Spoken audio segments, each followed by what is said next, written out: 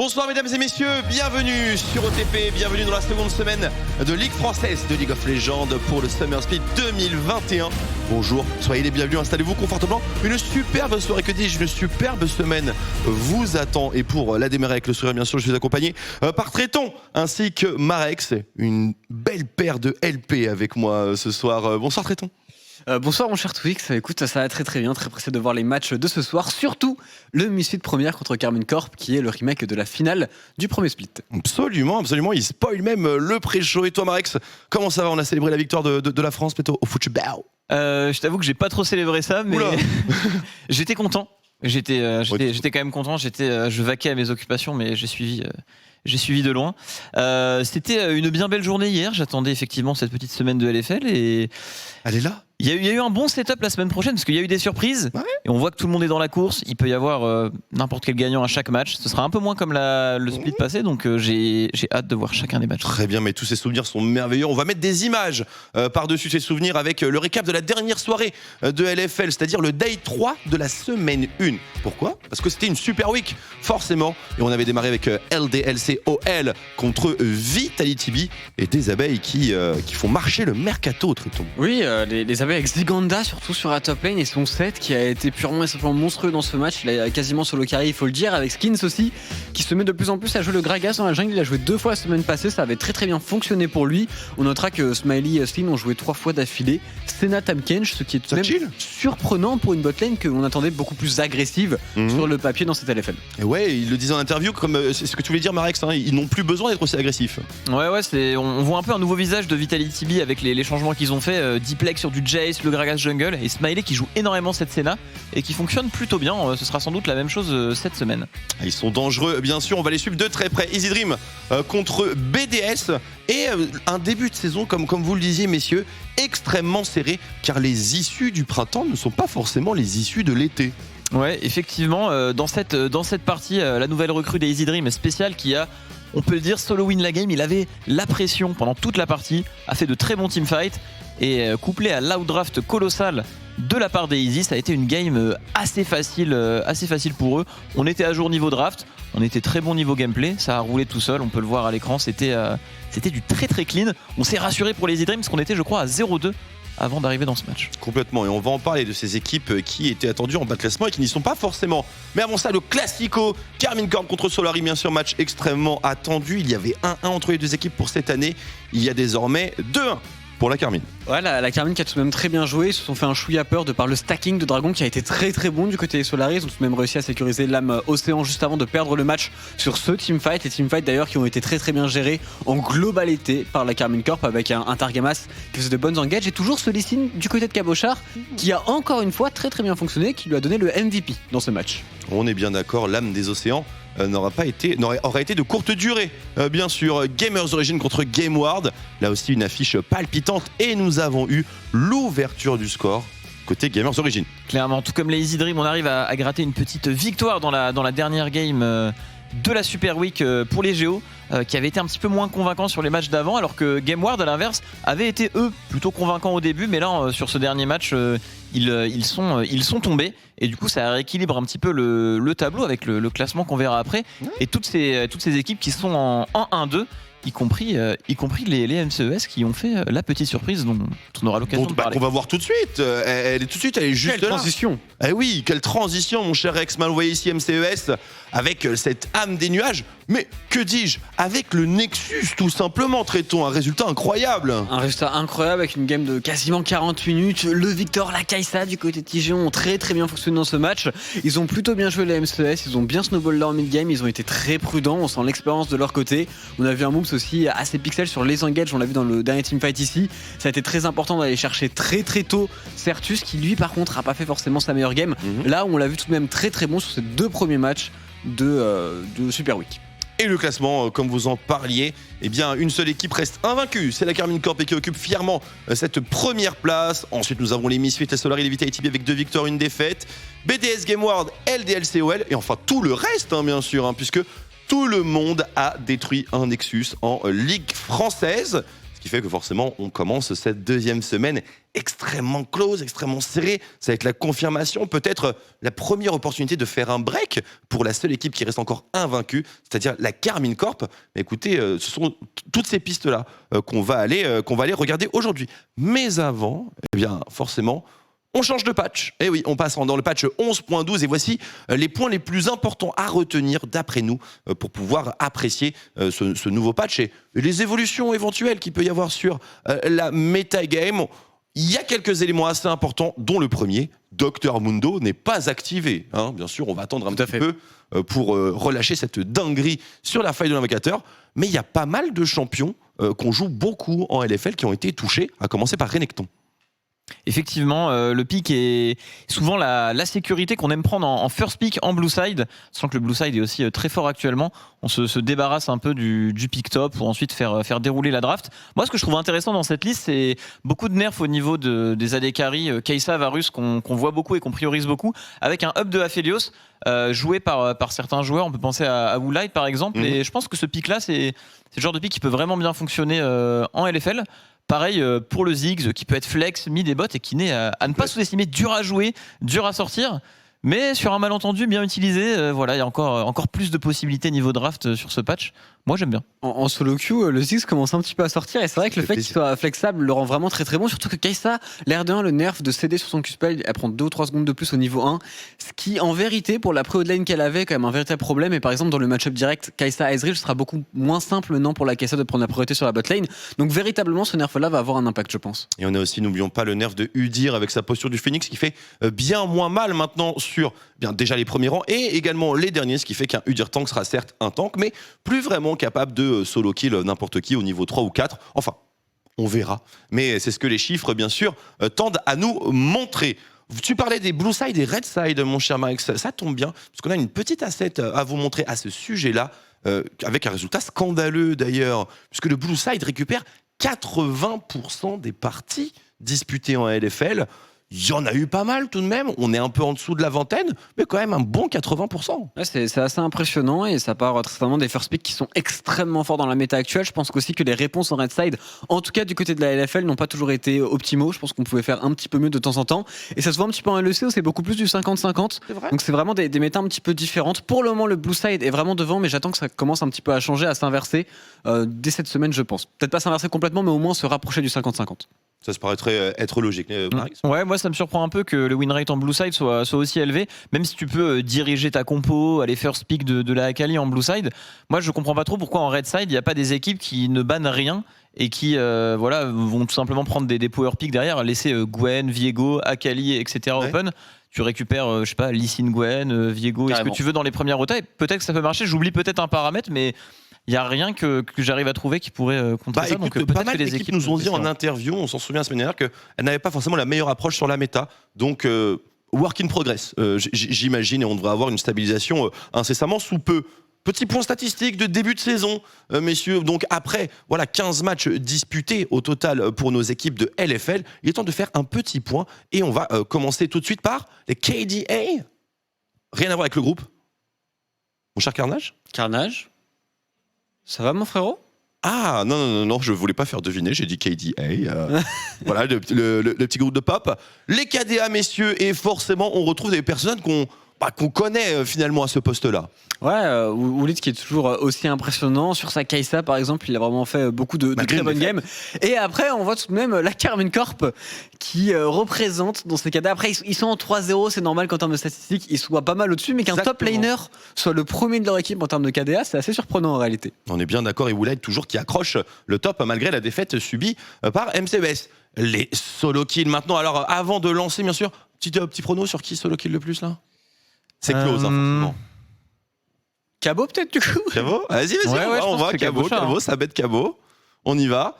Eh non, c'est pas Cabo, c'est Ibo. Close. Et il y a Eka aussi, mine de rien. Monsieur qui avait fait une super partie de Gwenny. Ouais, il a peut-être récupéré des petits solo kills sur sa Gwen. Et Elif aussi qui a fait des bonnes games de Lee Sin, lui aussi de son côté, qui a pu prendre quelques petits solo kills. En tout cas, on voit que c'est des solo laners forcément pour les solo kills qui dominent le classement. Ouais, Eka, honnêtement, un bon début de saison de sa part. Il avait fait aussi une très belle game d'Akali et LDLC, on peut les rayer quand même assez haut. On sent qu'ils ont tenté des trucs, qu'ils sont assez à jour sur la méta et ça joue bien. Je suis curieux de voir à quoi leur semaine va ressembler. Les chiffres ne mentent pas. Dégâts par minute maintenant. Qui fait le plus de dégâts, Tréton? Woolit doit être élevé, je pense. Et des mecs comme Saken et Sertus doivent être hauts, je pense. Saken, Sertus, un petit Ziganda, non, peut-être qu'il pourrait se placer par là. Je Vas-y, vais tu peux tenter envoyer Carnage. un petit diplex. Un petit diplex. Ah, non, Tréton toujours aussi solide, hein, bien sûr. Woolite, Sertus et Scarlett qui referme la marche, bien sûr, avec ses champions Skyly. Ah, c'est ces games de Victor qui ont vraiment très très bien fonctionné ici. Et en effet, les carries des Misfits qui mettent beaucoup de dégâts, qui se battent beaucoup. Ah, ça envoie vraiment la dose. Gold différence à 15 minutes. En termes de joueurs, messieurs, je tiens à préciser, les super restats. T'as une idée, Tréton?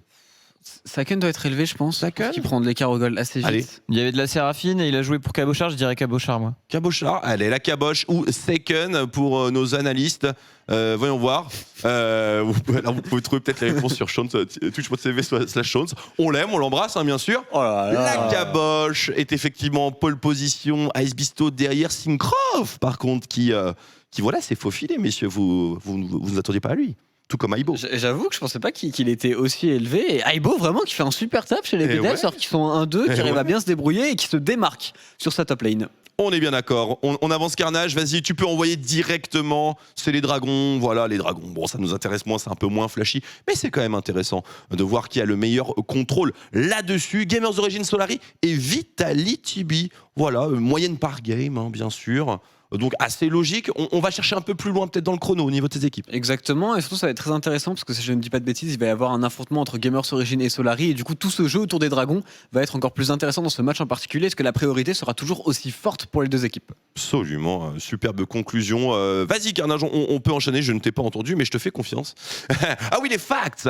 Quelques petits facts, puisque vous l'avez certainement vu sur les réseaux sociaux. Ils nous ont donné quelques petits stats, les ultras de la Carmine, et c'est vrai qu'après avoir regardé, eh bien écoutez, c'est énorme, c'est absolument énorme. Carmine Corp qui est leader dans les catégories suivantes: tour perdu, tour récupéré, first blood percentage, first to rail percentage forcément, et gold diff à 15. Et on va justement aller voir ça d'un petit peu plus près en enchaînant, mais pour le moment, la Carmine Corp qui a des statistiques absolument scandaleuse, à commencer par le temps de jeu. Non mais ils sont forts, hein. Pour le moment ils sont en train de pulvériser la ligue, ils sont en 3-0 et tous leurs matchs ont, je pense, été très très convaincants et ça se voit dans les stats. On remarquera tout de même que Solari, malgré le fait qu'on a l'impression que leurs games sont un peu plus lentes, elles bougent peut-être un petit peu moins en termes de kills. Au final, en termes de chronomètre, ils arrivent tout de même à finir les parties assez rapidement. Ouais, ouais. On a du backup du côté de la Carmine malgré les changements, etc. Voilà, on arrive vraiment fort dans ce split. On n'est pas là pour relâcher l'effort et peut-être que leur objectif est d'aller chercher un 18-0. On va voir, hein, bien sûr. On va voir maintenant aussi avec l'agenda qui se complique, hein, normalement. Tu me disais Carnage, pardon. Oui, la Carmine, le temps de jeu, le temps de partie le moins long, mais plus de kills par game, messieurs. 25 minutes de moyenne en termes de partie, 25 minutes pour prendre un Nexus, et 23 kills par game. On n'est pas loin du kill par minute sur 3 games. Hein.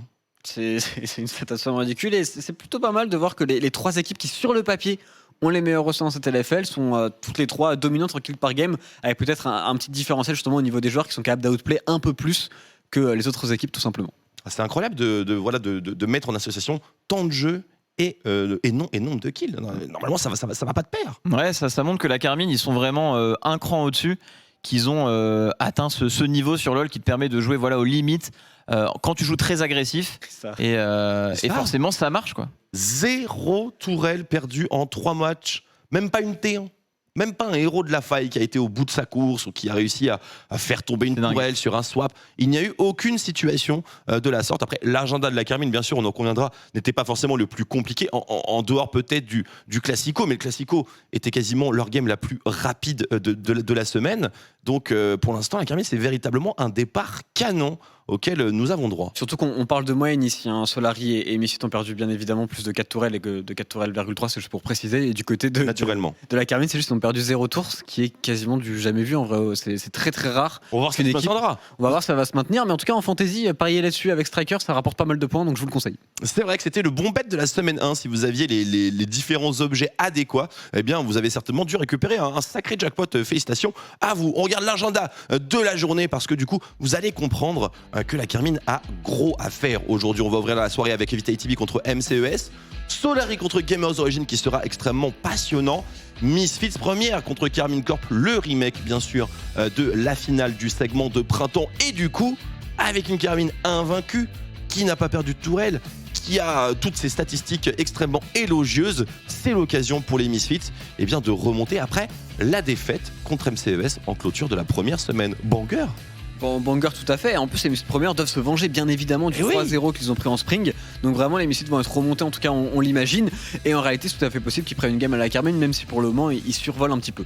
C'est un très très gros match qui vous attend. Rendez-vous donc à 20h pile poil. BDS affrontera LDLCOL. Une affiche dont l'issue est complètement indéterminée, Marex. Ouais, je trouve que pour tous les matchs d'aujourd'hui, c'est vraiment très serré. Le Solari Geo, je le vois extrêmement serré. BDS, LDLC également, Easy Game World aussi.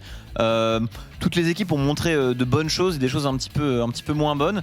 Elles ont toutes récupéré leur première victoire. Elles ont eu cette semaine de practice dans cette méta qui rend la practice très intéressante parce qu'il y a énormément de possibilités niveau draft avec toutes les nouveautés. Oui. Donc honnêtement, on ne sait pas de quel côté ça va aller. Mais ça, on en parlera au niveau des pronostics. On va en parler au niveau des pronostics. On verra qui a pris son bet. Vitality et MCES, bien sûr, une affiche qui semble à l'avantage de Vitality, mais avec cette victoire de MCES pour conclure la semaine 1, sait-on jamais. On enchaîne avec le focus, forcément, sur notre match de la journée. Karmine Corp contre Misfits première. Allez, on y va, statistics. Voilà, on vous le disait, les durées de game, voilà, une performance assez scandaleuse. La Goldifa 15, on est premier, bien sûr, côté Carmine. Mais les Misfits premières, malgré cette défaite, accrochent quand même de très bons chiffres. Oui, ils sont très très bons aussi. Et on peut voir en termes de dragons, la Carmine, c'est peut-être leur seule petite faiblesse. Un dragon sur 2 pour le moment récupéré dans les games. Est-ce que c'est juste parce qu'ils veulent pas forcément mettre beaucoup de prix au-dessus, ou est-ce que c'est plutôt pour aller rush justement des golds avec ce fameux euro de la feuille, ils ont 66%. Pareil d'ailleurs du côté des Misfits. Et je suis assez curieux de voir du coup comment ça va jouer, comment ça va s'axer, sachant qu'on a quand même une botlane du côté de Misfits qui est extrêmement forte, qui devrait avoir de la priorité, qui devrait permettre justement aux Misfits de pourquoi pas stacker quelques dragons en early game. Et ça va faire partie de notre focus. Mais avant de parler de l'affrontement des deux bot lanes, on va parler de l'affrontement des deux mid laners, car ce sont deux mid laners extrêmement talentueux, mais qui ont un profil fondamentalement différent. L'un est plus duelliste que l'autre, peut-être, et l'autre est beaucoup plus mobile que le premier, bien sûr, le KDA, largement à la faveur de Seiken. Goldifat 15, on joue plus la lane, tout de même, pour notre ami Certus. Ouais, effectivement, Seiken qui a beaucoup bougé et qui a beaucoup été sacrifié dans ces matchs. On se rappelle des petits blue buffs. Oui, volé honteusement. Il n'a pas réussi à la snid, que Syncroft a peut-être volé, on ne sait pas. Cette Séraphine qui bougeait même de la lane pour aller des cabochards, Silas qui est très difficile à jouer en lane, ça témoigne un petit peu des golds, de la gold différence qui est légèrement supérieure pour Certus. On va un petit peu plus jouer pour lui, mais au niveau du KDA, c'est clair qu'il n'y a pas photo. C'était du très clean du côté de Seiken, et je suis curieux de voir si là cette semaine on va sortir un petit joker du côté de la Carmine en draft, parce qu'on tombe contre les Misfits, on va peut-être devoir se dévoiler un petit peu. Du coup, j'aimerais bien voir Seiken sur une petite Akali, un petit Rise. On sait jamais, il y a tant de possibilités dans la méta actuelle. Lui redonner la casquette de carry, pourquoi pas. Et le Viego, peut-être un peu disputé dans ce genre de match aussi. Les deux mid-laners ont déjà joué. Donc. Absolument, et notamment Certus avec une performance assez folle. On se souvient de ses actions, là où bien sûr celui de Seiken était tout aussi convaincant, mais c'était le Targamas Show lorsqu'il l'a joué avec son set. Certus, globalement, énormément de dégâts par minute. Il est second, comme on l'avait vu tout à l'heure, au niveau du leaderboard de LF. Non, il est vraiment très très bon, Certus. Il est tout particulièrement sur Zoé, par exemple, un pick qui pourrait poser quelques soucis à la Karmine Corp, à voir s'il va oser aller chercher contre Seiken. Je pense qu'en termes de champion pool, Seiken a un petit avantage. Maintenant, Certus, s'il arrive à avoir ses champions à lui, et notamment la Zoé, s'il y a aussi un bon jungler du côté de Chlatan, le mid-jungle de Misfit n'est surtout à ne pas sous-estimer. Regardons la hitmap maintenant pour comparer un petit peu ce que font nos chers mid-laners dans les 15 premières minutes de jeu. Et on remarque assez facilement qu'il y en a un qui bouge absolument partout. C'est le bleu, c'est la Karmine Corp, c'est Seiken. Et au niveau des Misfits, c'est clairement une équipe qui tend vers la botlane via le soutien de son mid lane. Voilà, on va plutôt draft pour le bot side du côté des Misfits. Et là, le gameplay de la Carmine qui était aussi similaire à celui du split passé, avec un Targamas qui va souvent en roam, et du coup cette hitmap qui va plus converger vers le top side, avec aussi les décales de Seiken en side, mais c'est surtout dû à Targamas. On a l'habitude de laisser Mati seul, non pas parce qu'il est mauvais, mais parce qu'il s'en sort très bien comme ça, et ça a toujours très bien fonctionné avec cette équipe. Surtout qu'avec 2 top laners ils nous l'ont prouvé, que ce soit Cabochard ou Adam. Donc, et là on a l'air de rester sur ce style, mais ça va peut-être un peu bouger cette semaine. Je suis vraiment curieux de voir comment ça va bouger sur la map quand les 2 équipes vont se confronter. On va peut-être devoir opter pour un plan de jeu différent par rapport à des adversaires de taille. Sinon, ce sera un versus entre guillemets entre Agressivo d'un côté et Xmati de l'autre, sur qui tankera le mieux le côté faible en timing. Xmati a pas mal d'expérience à ce niveau-là. Agressivo, ça peut passer aussi pour lui aussi. Agressivo, ça peut passer, il a de l'expérience, mais je pense surtout qu'Agressivo va essayer de jouer sur un 20 et il va essayer de jouer avec Shlatan. Je pense que c'est aussi possible que les Misfits jouent un peu sur la top lane et qu'ils s'adaptent. Honnêtement, c'est 2 équipes qui sont tellement bons qu'ils peuvent, je pense, jouer sur tous les sets de la carte sans aucun souci. S'ils le font, on sait que la Carmine est encore une fois plus à l'aise avec le fait de jouer autour des solo lane, mais surtout autour de Saken. Et pour moi, à partir du moment où Saken peut bouger, c'est là qu'il y a problème du côté des Misfits. Et si ils arrivent à bloquer un petit peu Saken ou à au moins suivre ses décals avec Certus, là on aura match. Très bien. Et moi j'aime beaucoup ce qu'a toujours fait la Carmine à ce niveau-là, parce que la top lane, quand tu as vraiment de très bons joueurs, et dans la méta actuelle avec l'Herald qui est très fort, c'est vraiment l'endroit de la map où il va y avoir le plus de poids quand tu vas prendre un avantage. Ça peut être déterminant vraiment pour toute la game, alors qu'en bot lane c'est un petit peu plus compliqué quand le niveau est bon chez les 4 joueurs, que tu as des supports mêlés, etc. Tu peux un peu moins aller chercher des dives gratuits, etc. vu qu'on est dans une méta beaucoup avec assez inamovible sur la bot lane, quand il y a du Nautilus de tous les côtés, etc. Alors qu'au top, un bon avantage peut définir une game.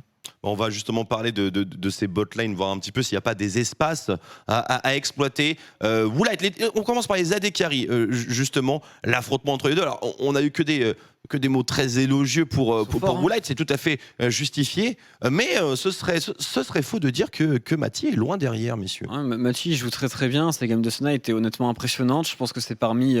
c'est peut-être le meilleur Ezreal de la compétition, et je pense que le Ezreal actuellement avec le nerf de Kai'Sa va prendre encore plus de priorité, déjà qu'il était un petit peu broken sur le dernier patch. Et du coup, du côté de Woolite, je me pose un petit peu la question, qu'est-ce que l'on va jouer? Est-ce qu'on reste sur cette Kai'Sa qui risque de lui offrir un petit peu moins de priorité en phase de lane de par le nerf qu'elle a pris sur le Q-Spell, ou est-ce qu'on va chercher d'autres champions? Et pourquoi pas des champions comme Caitlyn, qui l'a pas mal joué par le passé, qui joue très très bien et qui sont dominantes en lane, essayer de jouer via la phase de lane du côté Misfits sur la bot lane. En tout cas, ça me paraît être le bon plan. Eh bien, menons l'enquête au niveau de Woolite et de cette fameuse champion pool. Si jamais Kai'Sa ne marche pas, comment est-ce qu'on va faire? Petit focus sur ce dernier. Kai'Sa, ça Rufflestomp. Ezreal, pour l'instant, ça a perdu. Mais bon, ce n'est que 3 matchs, bien sûr, Max. Il n'y a peut-être pas trop de conclusions hâtives à tirer. Clairement, il faudra attendre d'avoir un peu plus de data, comme on pourrait dire. Et moi, j'aurais bien aimé demander à Tréton comment tu intègres le Aphelios dans tout ça, parce que dans une méta où il y a aussi beaucoup de champions mêlés, un Aphelios Runan avec des tourelles et du Kraken, ça découpe aussi ce genre de fight. Donc, sachant que là, il est buff et que les autres ADC sont nerfs, je demande à l'expert. Écoute, Aphelios peut peut-être revenir maintenant. Aphelios adore jouer avec Thresh. Et le problème, c'est que Thresh est quand même un petit peu faible actuellement contre un Nautilus, par exemple. Mais s'il n'y a pas Nautilus et si Thresh peut être pick dans de bonnes conditions, Thresh Aphelios serait peut-être quelque chose que l'on pourrait revoir. Et pourquoi pas Aphelios Tahm-Kench, mais je pense qu'Aphelios reste un champion qui a besoin d'un champion en support pour le pile, ce qui n'est pas forcément la méta du moment. Donc ça va revenir, mais peut-être pas de suite. En tout cas, on peut se poser la question. On enchaîne sur Woolite. Messieurs, quelques petits stats complémentaires. Alors, la photo, même, voilà. La photo, all time. La photo est pixel perfect. La photo est pixel perfect parce que ces stats sont scandaleuses. Ce win rate, mais quel énorme beau gosse. Ouais, et son Aphelios, on en a un petit peu parlé tout à l'heure, mais 81,8%, c'est très élevé. Hashtag analyse. Merci pour cette analyse, mon cher Marex. Et on va voir s'il décide de le jouer ou pas. Et au passage, c'est aussi une botlane qui est largement capable de jouer Senna Tahm-Kench. Et Senna peut aussi être très contesté, parce qu'on l'a vu du côté de la Carmine Corp. Le Senna 7 a tout particulièrement bien fonctionné pour Targamas et Mati. Et aussi ce peu de game joué, enfin pas ce peu de game joué avec Aphelios, mais le fait qu'il en ait pas autant que sur les autres champions, mais un aussi bon win rate, ça témoigne du fait que le joueur banni sans doute. Le moment où il faut le ou que soit dans les bonnes méta, ils savent quand il faut le ban contre lui, soit lui dans les bons moments, c'est quand il doit le pick. Donc attention, s'il a ses forces, c'est peut-être à lui ou Light de nous montrer que le pick est un bon atout. Bon, on parlait des supports, on parlait surtout de Targamas. Bon, on va parler des deux, messieurs, on va comparer un petit peu, parce que c'est vrai que les profils sont assez ils sont similaires d'un côté mais différents de l'autre. On a beaucoup plus la bougeotte au niveau de Targamas, il se retrouve top lane dans des situations assez rocambolesques.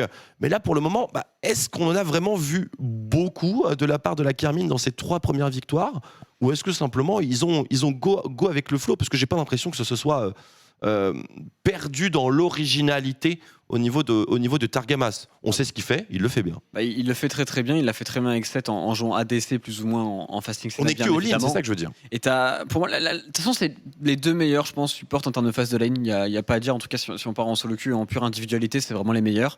Je pense qu'en termes de roaming, c'est aussi parmi les tout meilleurs, avec Targamas qui avait peut-être une petite longueur d'avance là-dessus. En termes de longueur d'avance, je pense que Targamas en a une autre sur le fait qu'il est capable beaucoup plus de jouer des champions range et qu'il est très très fort dessus. Donc si jamais Targamas a envie de partir sur une méta où il joue un peu de la Karma, de la Lulu, il est largement capable de le faire, ce qui est un peu moins le cas du côté de Jack Troll. Par contre, pour Jack Troll, c'est vraiment un giga expert sur des picks comme Nautilus, comme Thresh, comme Leona, des véritables picks qui vont go in et qui ont des engages. Sur ça, il peut être très très fort, et pour moi, les Misfits doivent jouer sur ces champions dans ce match. On est d'accord, Rex? Ouais, je suis d'accord, une méta qui leur convient à tous les deux. Targamas, qui au-delà du rôle de support, est un très bon joueur. Donc quand il est mis en position de fasting où il va farmer, là on voit du 400 de DPM en support avec son set. Ah oui. Sans exagérer, je pense que c'est le meilleur, pour avoir beaucoup du jeu, je pense que c'est le meilleur set support d'Europe, sans exagérer. On voit que Nautilus, il l'avait jamais joué avant, il la traîne juste pour la méta, et que là il le joue très bien. Donc pas de point faible sur cette nouvelle méta de son côté. En face, un très bon adversaire, comme Tréton l'a dit, peut-être les 2 meilleurs supports de la ligue. Donc un match explosif.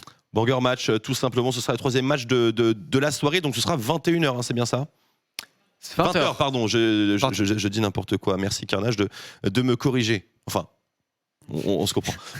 Les pronos, mesdames et messieurs. Et là la course est serré, hein, mais il y a une anomalie. Tréton, grand leader. Tréton, dis-nous ce que tu penses des pronostics de tes adversaires. Non, écoute, pour le moment, respect, à part pour quand même Duke et Robalas, et même Chips, parce que 60% être en dessous de Twitter de 7%, c'est quand même assez honteux. Duke censé être un analyste de folie, Robalas qui est là en master, qui est hardstock, mais bon, tranquille. Et Chips, évidemment, qu'il faut carry en platine, mais ça va plutôt bien se passer. Mais sinon, ce qui est pas mal, c'est je continue de prendre des risques avec ce petit Easy Dream à la fin. Et même ce petit LDLC qui, au final, est assez populaire, et je suis surpris que ce soit aussi populaire contre des BDS. Ils ont été convaincants tout de même la semaine dernière, Marex. Bon. T'as parié dessus toi aussi? Ils ont été très convaincants, je continuerai de parier dessus les yeux fermés. J'ai beaucoup hésité pour le Géo Solari, je suis surpris qu'il n'y ait pas plus de gens qui aient mis Solari. Et Solari, ils ont fait 3 bonnes games. Géo, ils ont quand même laissé une très belle impression sur la dernière game, mais alors que les games d'avant, il y avait eu quelques soucis. Je pensais que ça allait être plus serré, un petit peu comme le match de LDLC. Surpris de voir que seul Twitter et moi-même auront le bon pronostic à la fin de la soirée. C'était très coquille ça, monsieur. Ça va être clippé ça. Les joueurs Solari, ils ont l'air de bien se sentir. On voit du Joko qui enchaîne les comptes Challenger et qui enchaîne les comptes avec un win rate de plus de 60%. Donc, qui en vrai est impressionnant et clairement, qu'il n'avait pas forcément fait depuis un bout de temps. Donc il y a peut-être un regain de motivation. Ils ont vu qu'ils étaient totalement capables de prendre des très bonnes équipes en LFL. Et en vrai, s'ils font un bon départ, Solari, on l'avait vu en milieu de split, ils n'étaient pas mauvais du tout. Carrément. Donc on va avoir un gros enjeu au niveau des pronostics. Les issues sont assez incertaines. Tu me disais, Carnage, pardon? Oui, d'accord, très bien. Eh bien, écoutez, mesdames et messieurs, on va entamer la soirée dans quelques instants. Vita et Tibi face à MCES, bien entendu. Et n'oubliez pas le superbe match entre Carmine Corp et Missis Première dès 20h. Dans tous les cas, on marque une courte pause et on se retrouve pour le match d'introduction. À tout de suite sur OTP.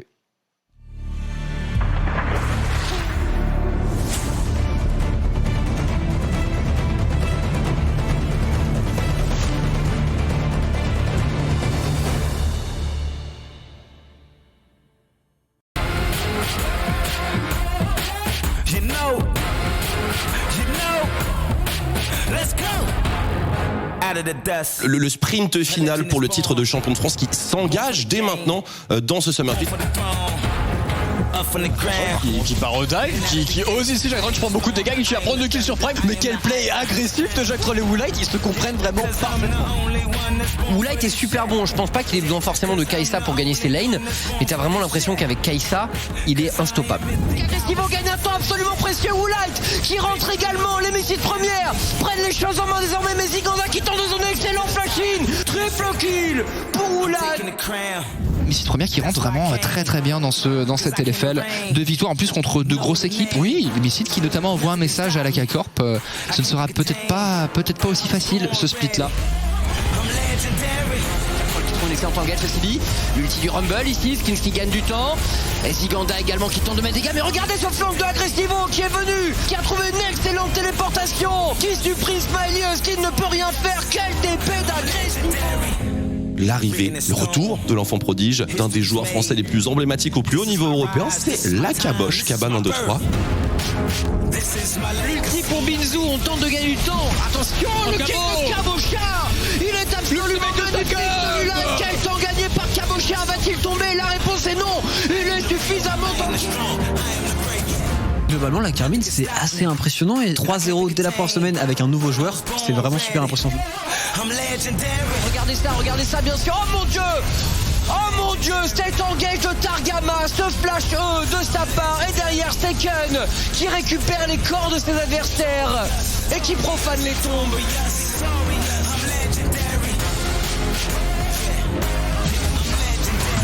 Pour les solos, la vache, le haymaker colossal et la Carmine qui pulvérise un nouveau teamfight. Ce sera un ace et pas n'importe lequel, un clean ace.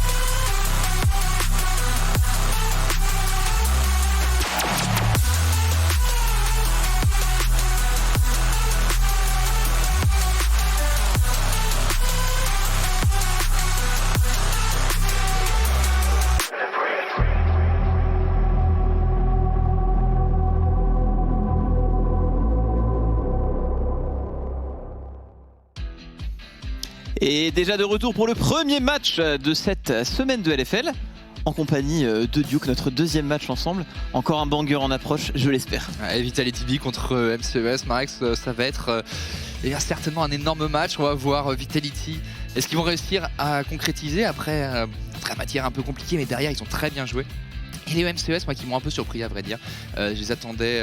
Alors, ils sont forcément au score, c'est pas encore ça, mais je trouve qu'ils ont montré quelques belles choses pour l'instant.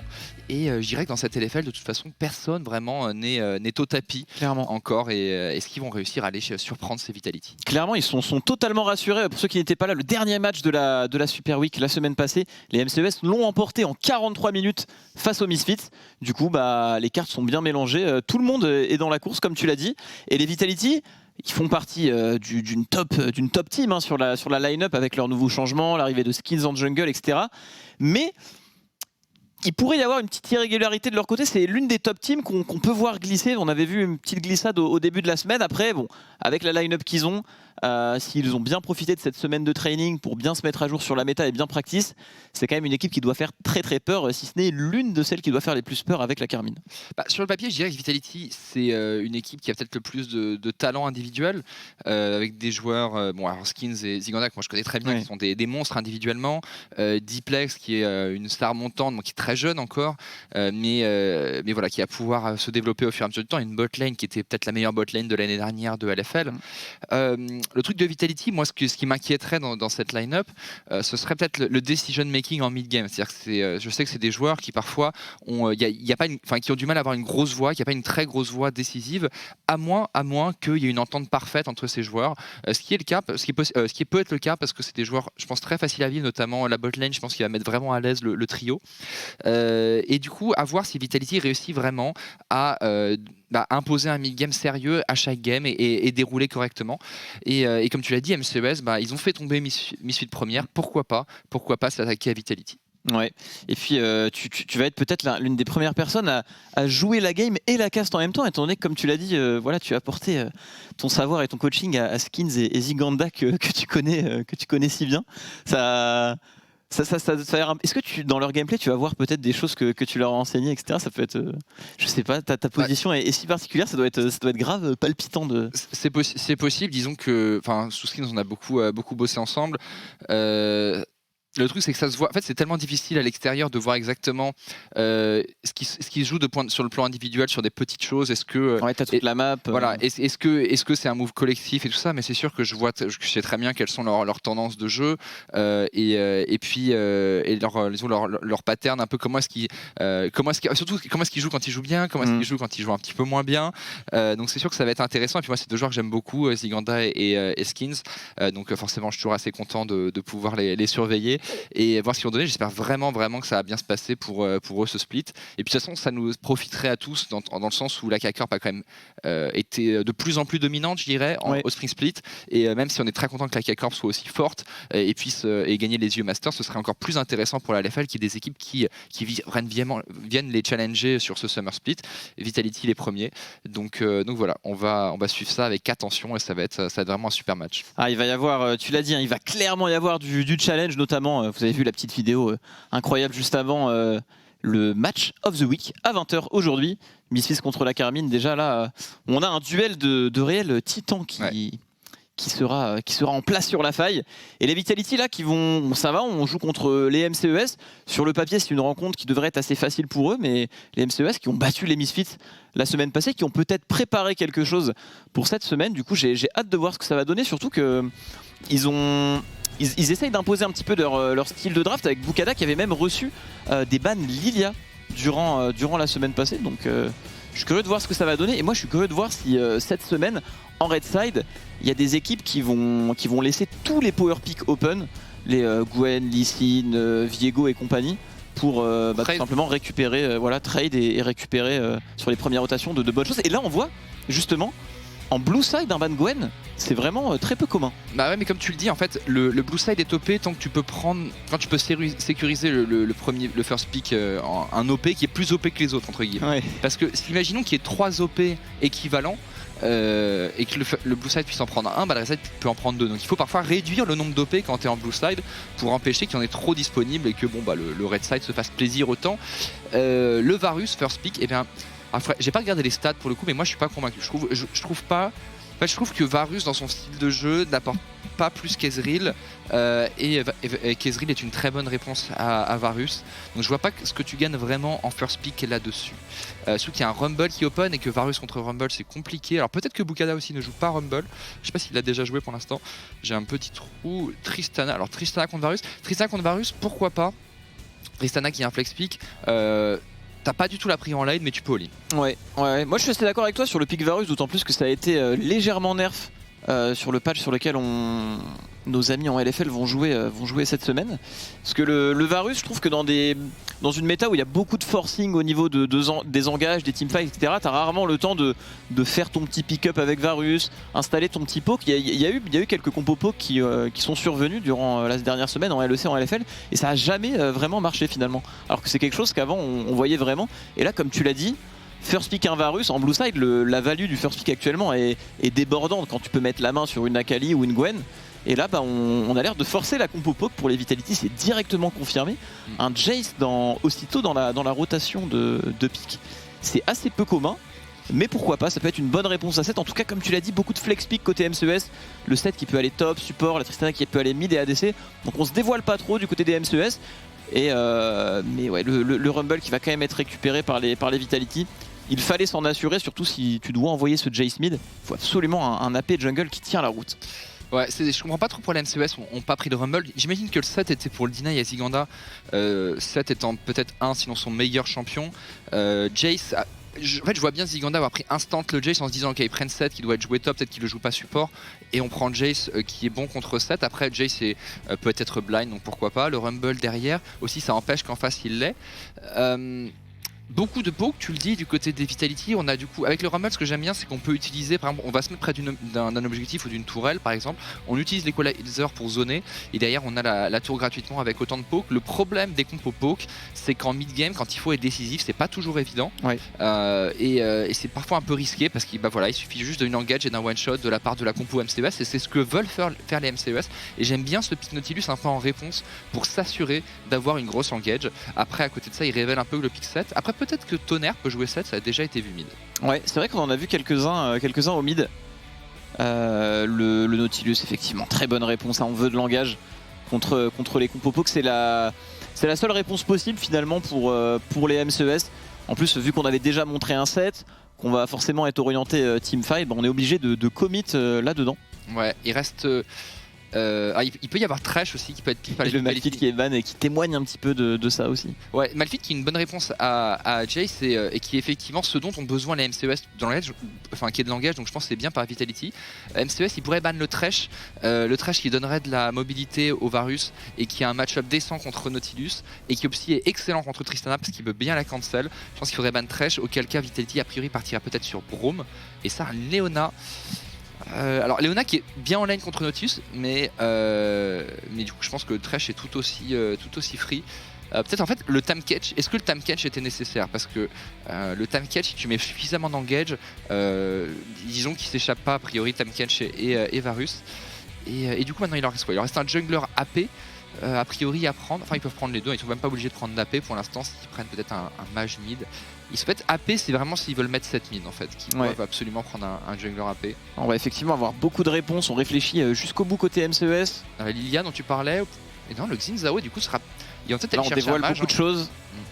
On dévoile beaucoup de choses et c'est intéressant quand même, on en a pas parlé de la soirée, mais Xin c'est quand même extrêmement fort, ça rentre dans beaucoup de compositions. Ça fonctionne très bien pour les équipes qui l'ont joué. On l'a vu uniquement en jungle. Et là du coup on dévoile un petit peu toute la compo côté MCES, mais on possède quand même le last pick sur la mid lane, sachant qu'on est obligé de piquer un AP. C'est pas mal honnêtement, là la compo MCES on met un bon petit AP mid, elle ressemble à quelque chose, on aura l'engage suffisante. Je me demande s'ils voulaient pas Sylas. Je me demande si justement ils voulaient pas Sylas les MCES en last, parce que du coup ils prennent Xin, du coup ils sont obligés de prendre un AP mid. Du coup le Braum, c'était Braum ou Thresh côté Vitality. Est-ce que Braum est mieux que Thresh ici? Ça se discute. Mais après, non, Osline est meilleur sur Braum surtout que sur Thresh. Je pense que Thresh était mieux, mais pourquoi pas. Ou sinon, masterclass des MCES, pick Zac jungle ici, on met le Xin mid contre Sylas. C'est game. Mais ça n'existera pas ici. C'est vrai. En vrai, c'est pas bête. Hein. En vrai, c'est pas bête si jamais c'était jouable. Et le Victor. Et Victor que j'aime pas du tout ici. À mon avis, du côté des MCES, le Victor est un pick un petit peu de confort. On veut s'assurer d'avoir beaucoup de dégâts magiques. Tonnerre l'avait joué, je pense, durant la victoire contre les Misfits. Ils n'ont pas voulu changer la recette qui avait plutôt bien marché. C'est vrai que le Victor est très très sensible au poke. C'est un mage qui envoie, mais voilà, suffit d'un ulti-Varus, une boulette de Jace et il est potentiellement out du fight. Pareil, il est vraiment à la merci des ulti-Rumble et des ulti-Braum. Il y a beaucoup sur les épaules de Tonnerre, ça va être pas facile pour lui de jouer cette partie. Non, effectivement, après le match-up mid, peut-être qu'il le connaît bien et il est à l'aise dessus. Cette compo Vitality quand même qui a beaucoup d'atouts, je trouve, c'est-à-dire qu'on a à la fois du poke, mais on a aussi du counter engage, on peut aussi aller chercher de l'engage avec, disons que Rumble, Sylas, Jace, si ça décide de go in sur une cible isolée, c'est du one-shot. Donc il y a pas, disons que les MCES il y a une compo finalement très équilibrée aussi. On a donc de la frontline, on a de l'engage, mais ils vont avoir pas de prio bot, pas de prio top, mid peut-être un peu, mais bon Victor fait pas grand chose avec sa prio et il joue contre le meilleur jungler du moment, Rumble. Donc l'early game devrait être un peu difficile et je vois assez vite la compo des Vitality un peu prendre de vitesse cette compo MCES, même s'il y a toujours cette possibilité Nautilus, Sett, Xin, Tristana où on peut retourner un fight. Mais il va falloir une très bonne prise de fight de la part de MCES. Ouais, ça va se jouer au pick-up, mais c'est vrai que les Vitality, s'ils arrivent à prendre l'avance en early, ils devraient bien le maintenir avec le poke et surtout l'expérience, ils feront pas d'erreurs grossières. Après, ils ont quand même Rumble Sylas en early game, je trouve ça un petit peu faiblard d'avoir un double AP mêlé en early game, mais bon, vu que le Jace devrait prendre l'ascendant et que comme tu l'as dit, on a Skins en jungle, ça devrait bien se passer. En tout cas, on est parti. Première game de la soirée, Vitality B contre MCES qui nous réserve plein de surprises. C'est parti.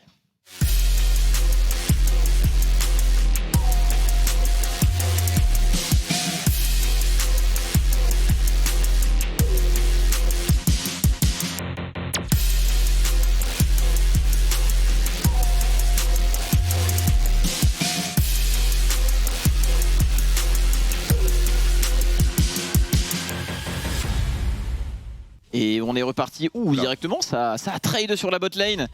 4 membres des Vitality se sont glissés dans ce bush. C'est quelque chose qu'on voyait souvent, surtout en fin d'année dernière avec ce duel avec la Ward sur le bush de l'alcôve. Apparemment, rien ne s'est passé, aucun summoner spell a été utilisé des deux côtés. Non, j'imagine on a pu s'en sortir avec l'encre du côté de Moves. Mais Braum qui a un excellent niveau 1, en plus on joue Exhaust forcément. C'était Yellow Star à l'époque qui avait un peu popularisé ce start avec Exhaust d'abord pour forcer le flash, ensuite on flash Q. Et du coup, les MCES qui ont quand même pu prendre de l'info sur le top side et on va savoir tout simplement exactement où Skins va commencer. Mais effectivement, tu disais le 2v2 mid-jungle qui est pas excellent pour les Vitality, mais a priori Skins qui devrait jouer pas mal avec sa top lane dans ce match-up et éventuellement sa bot lane aussi, bref avec ses sides. Effectivement, Bukada a beaucoup sur ses épaules, je pense, dans cette early game. Il a un pic extrêmement puissant. Le 2v2 mid jungle qui semble être à l'avantage des MCES, donc c'est à lui de faire bouger l'early, d'empêcher les Vitality de mettre en place leur compo. Après, ça joue contre Skins en jungle, donc ce ne sera pas une mince affaire, surtout qu'il est vu dès son start. Déjà 2 wards des Vitality dans la jungle MCES, ce Xin est déjà un petit peu quadrillé et repéré de partout. Le problème du Xin, c'est que il pourrait jouer au travers de la mid lane, mais je pense que si, à moins que Diplex se donne, il n'y a pas grand chose à faire. Parce que quand même s'il gagne une prio, ça va simplement permettre à un Victor d'avoir des resets ou quelque chose comme ça. Attention, par contre, le E qui va toucher, on va prendre pas mal de dégâts du côté de Ziganda. Il n'y a pas son level 2. Oh, très bon spacing par contre. Excellent. Ah oui. Doxy qui repart un petit peu déçu. C'est pas facile, mais c'est quelque chose de mécanique qu'on voit que chez les très grands joueurs. Quand un mêlé atteint un range, qu'il essaye de partir, de revenir et qu'il fait à chaque fois space comme ça, auto-attaque.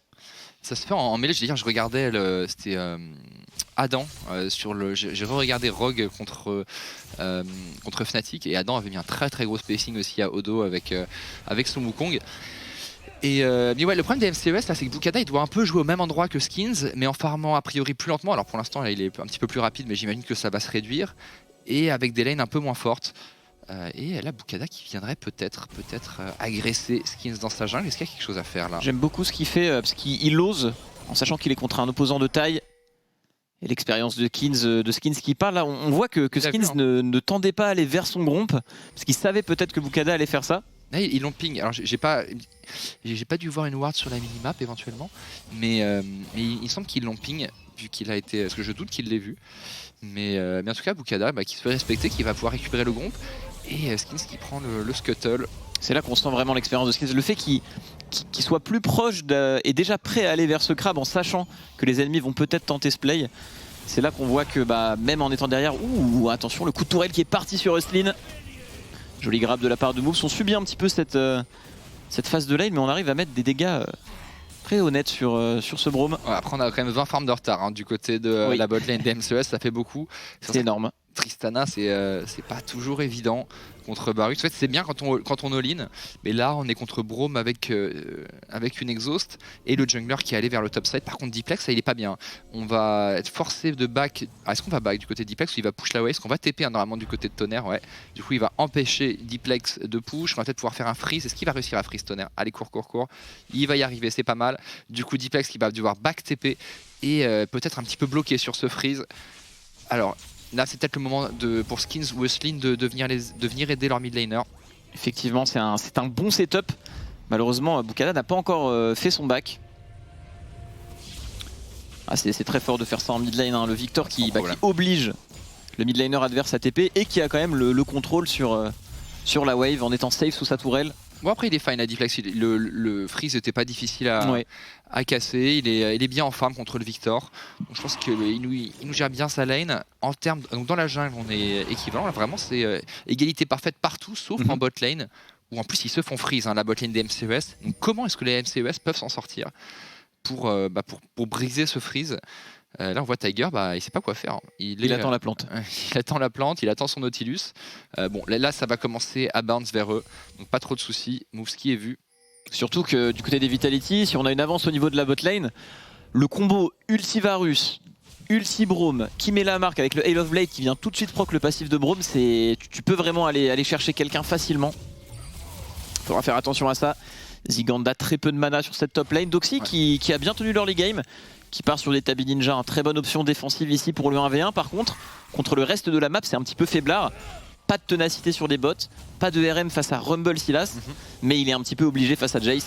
Et c'est là qu'on voit aussi l'une des forces de la compo Vitality, quand tu as 2 AP et 2 AD, l'itemisation en face devient très délicate. Les choix sont jamais très optimaux, quoi.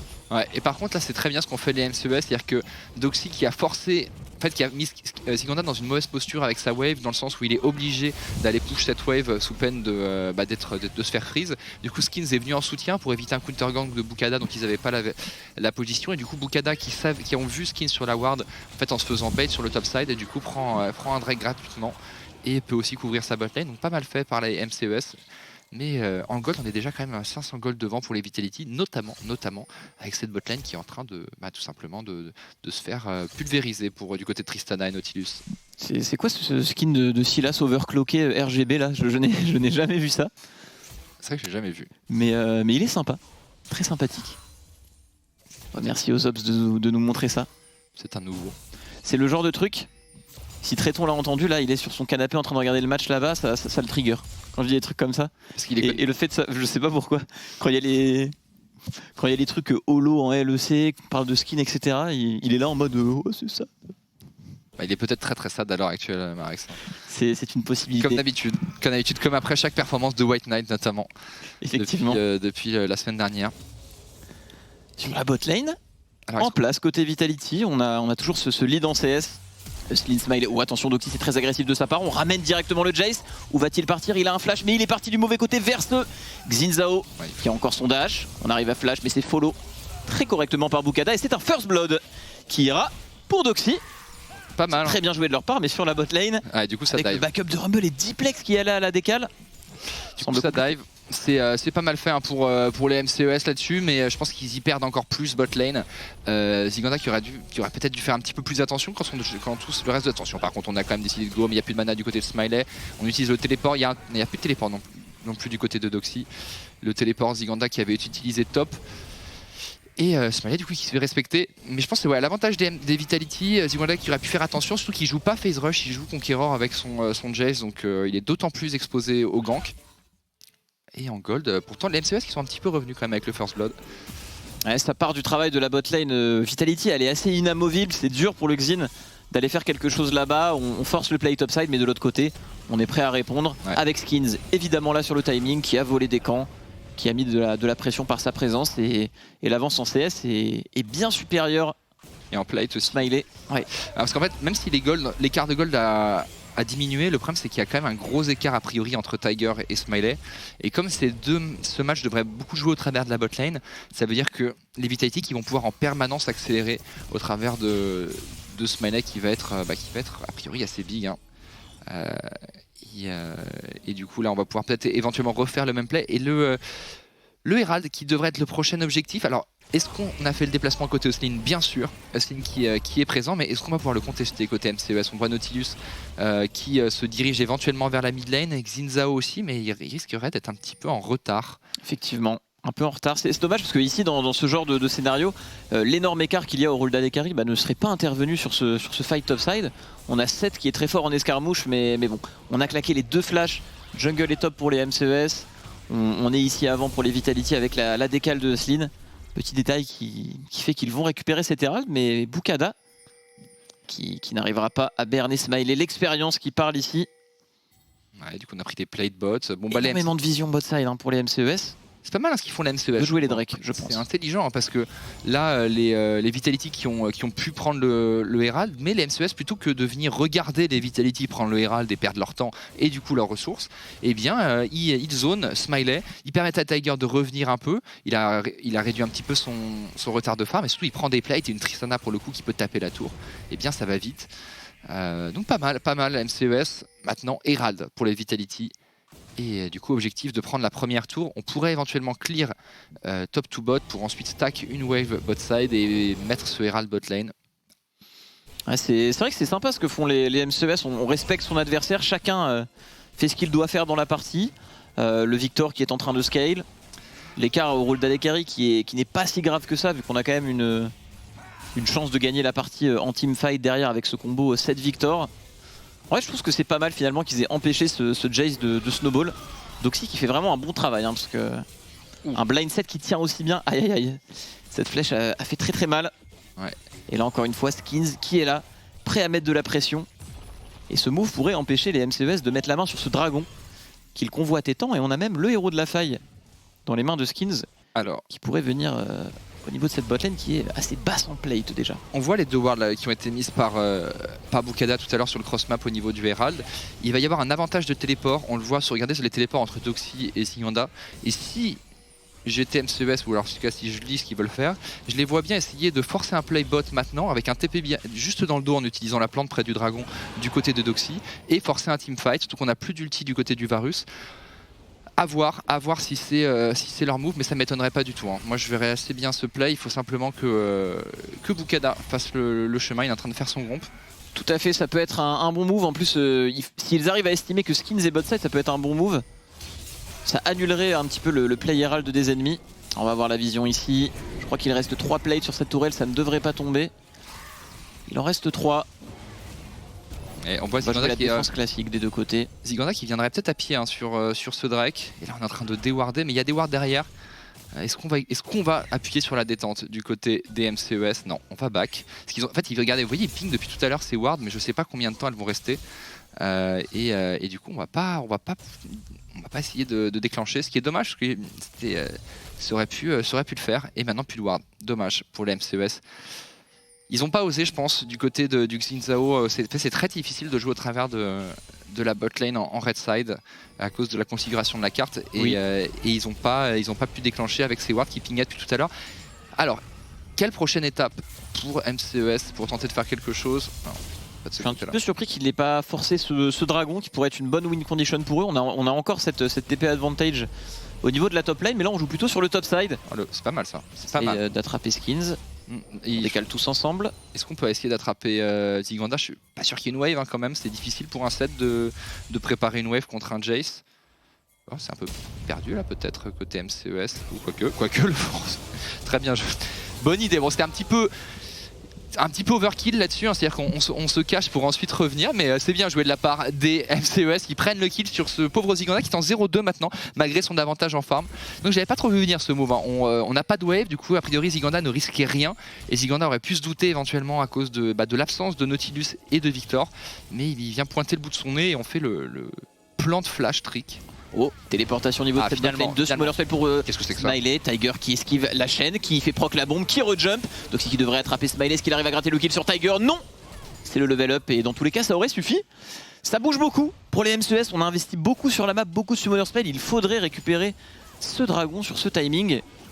Je ne sais pas si c'est une possibilité, en tout cas c'est assez incroyable de voir les MCES ne pas être perdus face au Vitality, mener le jeu, que ce soit eux qui créent les plays. Contre une line-up Vitality plutôt stacked, Complètement. personne n'est mort, ils ont un dragon, on n'a pas perdu de tourelle à 14 minutes, sachant que le Herald est allé dans les mains de Skins, ils nous montrent de très bonnes choses les MCES. Ouais, ils sont Et toujours le en vie. scaling pourrait leur sourire dans cette game. Complètement, je suis parfaitement d'accord avec toi. On a su faire le dos rond là où ça allait. Bon, ils n'ont pas vraiment déclenché, je pense, sur le playbot qu'ils avaient setup, mais ils répliquent derrière avec un play, je pense, poussif top qui aurait pas dû marcher, mais qui passe. Et derrière, on enchaîne avec finalement un TP du set pour aller récupérer un kill sur Smiley qui n'a pas craqué de summoner. Donc on va toujours pouvoir éventuellement se battre autour de ce Drake. Par contre, maintenant, on a un avantage de TP du côté de Ziganda. Oh, ça se trade au niveau de la top lane. Est-ce que Doxy peut répondre? Non, c'est très bien joué de la part de Ziganda qui vient mettre un coup de marteau à Doxy. Ouais. Afin de ne pas prendre les dégâts du Haymaker. Et le sustain est là derrière pour le Jace. On sent que c'est un bon top laner. Doxy très agressif là-dessus qui envoie l'ultimate. On a récupéré l'éclipse du côté de Ziganda, ça force le flash. Doxy qui a l'air de bien jouer ce match-up au niveau des limites. J'ai pas l'impression qu'on ait pris les gold. Enfin, je sais pas si on était suffisamment proche pour prendre Les local gold, je pense qu'ils les ont perdus. Ouais, c'est dommage, Et Et c'est quand même un bon paquet de gold. D'ailleurs, on est toujours even au gold alors qu'on a la première tourelle.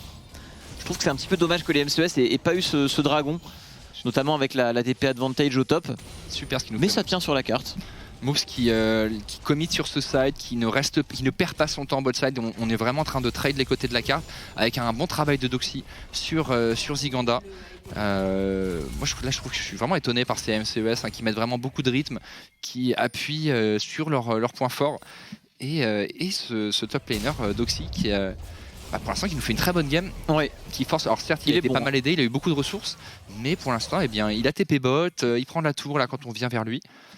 C'est un joueur intelligent. Aux EU Master, il avait joué du GP et on sentait dans son gameplay qu'il est capable de jouer un bon panel top laner. Quand tu es très bon sur GP et très bon sur set, en général, tu maîtrises la plupart des pics et il avait montré de très bonnes choses. Et là, on peut le voir ici avec son blind pick set, beaucoup de pression.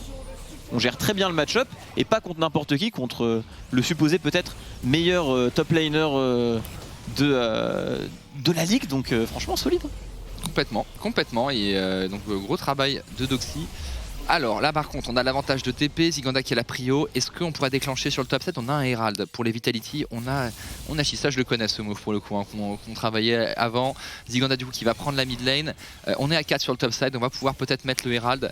Et alors intelligemment on ne reste pas, attention Tiger là qui pourrait se faire avoir, est-ce qu'il a un flash? Il a plus de flash, il va probablement y passer. Dommage, c'était très Tiger avec Tonnerre qui était là un petit peu loin. Ouh là c'était un très bon setup pour le Victor qui a un très bon ulti, une très bonne zone. Malheureusement c'est Bukada qui se fait attraper derrière, il a pas eu le temps d'ulti. C'est dommage pour MCES, il y avait vraiment une carte à jouer ici mais mécaniquement il manquait un petit truc. Je les voyais bien turn ce fight. Fallait qu'il recule. Ouais. Je pense qu'il fallait qu'il recule. Ils sont un peu tombés dans le piège des Vitality. On a puni directement. Qui ont fait une transition avec le top laner qui remplace mid lane, le mid laner qui décale. On a une supériorité numérique sur le top side sans TP du côté des MCES. On est en 4 contre 3 avec le Herald. Il n'y a pas grand chose à faire pour les MCES. Et ils ont voulu jouer à la limite et ils se font punir par des Vitality qui enfin, disons, frappent pour la première fois dans cette partie. Mais directement, Marex prennent un avantage de... 1k5 gold, ça fait beaucoup quand même pour ce play, c'est dommage. Ce combo Braum-Varus qui permet vraiment de punir la moindre erreur quand il y en a une sur les carries MCES. On a pu le voir ici. Pas dramatique pour les MCES, mais on rebondit bien ici. Ouais. Pour les Vitality, on reprend un petit peu la game en main et on repasse enfin devant en gold dans cette game qui était très bien menée par les MCES. Ils ont encore des cartes à jouer, leur T1 mid est en place. Bien on a ce Victor qui scale dans l'ombre. Très bien ce qu'ils font MCES. C'était tellement bien senti. Dommage. Dommage, ils se déportent bien tous ensemble sur un side, ils n'hésitent pas vraiment à aller vraiment dans la profondeur, ils restent pas dans leur côté de la carte. Ils tentent des choses, c'est MCES et leur compo vraiment s'ils réussissent à trouver des all-in peut être intéressante. Surtout que le setup des fights va en grande partie dépendre de Doxy avec son set qui va devoir faire bouger les foules et setup toute son équipe. Et au vu de ses performances, c'est clairement quelque chose qu'il pourrait faire. Et derrière, Tonnerre n'aura plus qu'à clean up tout ça. Cette tourelle mid est très importante pour les MCES. Donc on va réussir à flash out du côté de Doxy, de l'autre côté le héros de la faille qui devrait charger. On va tout de même défendre la tourelle, c'est une bonne chose. C'était un mid, c'est le ticket scaling le plus important pour ce Victor. Mais la tourelle est très low HP. Moindre wave qui se perdrait et la map serait ouverte pour les Vitality. Et Diplex qui faisait une opération un petit peu sneaky en weak side. Est-ce qu'il va aller chercher le 1v1? Bien sûr qu'il va y aller. On touche du côté du Everfrost. Est-ce qu'il a ce qu'il faut? Les dégâts sont énormes avec le ratio AP. Diplex qui vient chercher tout ça. La chaîne est ratée mais ça devrait suffire. Non, flash out de la part de Tiger. Ouais, mais il y a peut-être des secours qui viennent. Est-ce qu'il a un TP Diplex? Ouais, il a un TP, il va peut-être pouvoir s'en... Au final, c'est pas mal parce que là, flash et TP de perdu pour le Sylas. Tiger qui n'est pas mort. Bon, il a dû utiliser ses summoner spells, mais l'opération est quand même assez sympathique. Les 2 TP sont disponibles pour les MCES. Si en plus de ça, ils arrivent à défendre la tourelle mid, c'est vraiment top, mais ça m'a l'air compliqué. Le destin de cette tourelle mid semble assez mauvais. Il y a beaucoup de poke côté Vitality. À la fois c'était bien en termes de summoner, à la fois en termes de wave c'était compliqué parce que du coup ils se sont fait complètement push bot side. On était bien en place du côté des Vitality mid lane et du coup là on va pouvoir prendre la position avant le Drake. Attention, la Doxy qui est en infiltration lui aussi dans le dos éventuellement pour ce Drake. Mais les Vitality qui ont quand même qui sont bien groupés autour de cette mid lane. Est-ce qu'on va le contester côté MCES? On a une petite ward, Tiger est au top, Bukada aussi. On semble vouloir concede et vraiment vouloir scale côté MCES. C'est ce qui avait marché, après tout, pour eux durant leur match contre les Misfits qu'ils avaient remporté.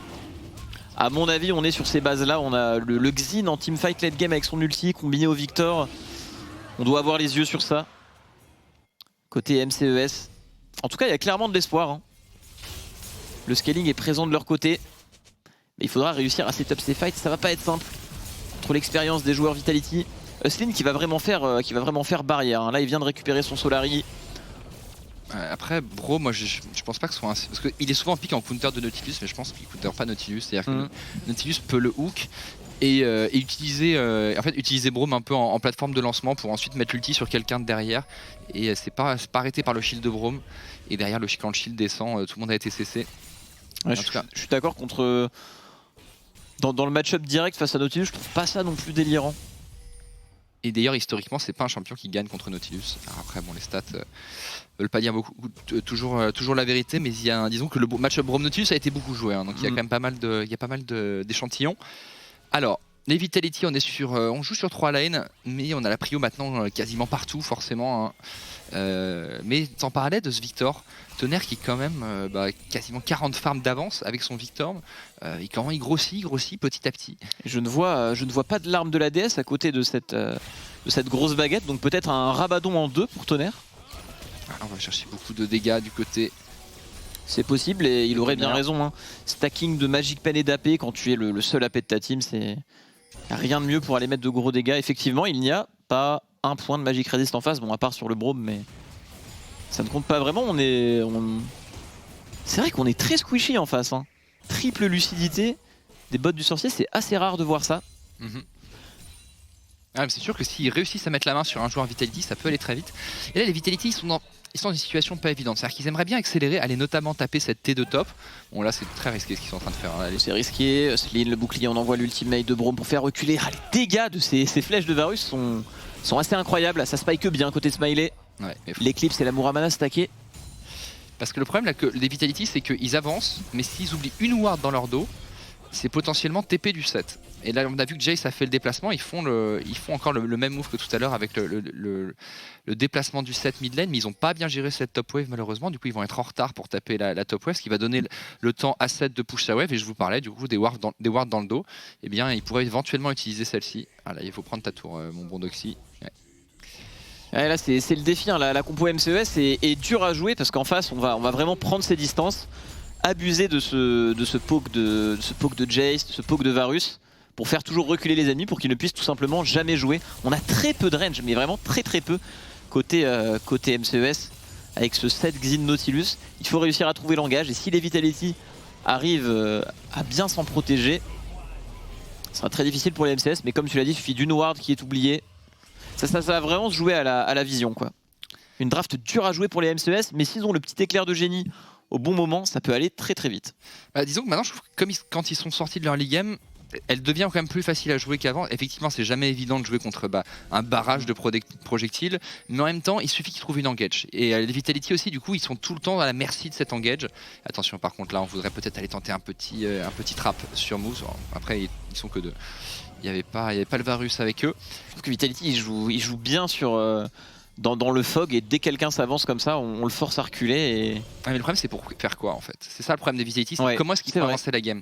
C'est-à-dire que pour aller chercher des T2, donc il faut des rotations clean qu'ils n'ont pas réussi à faire à cause d'une mauvaise gestion de wave sur les dernières minutes. Et en plus ils sont à la merci du téléport. Là il n'y a plus de ward du côté de MCES dans le dos et ils sont toujours à la merci du flanking du set.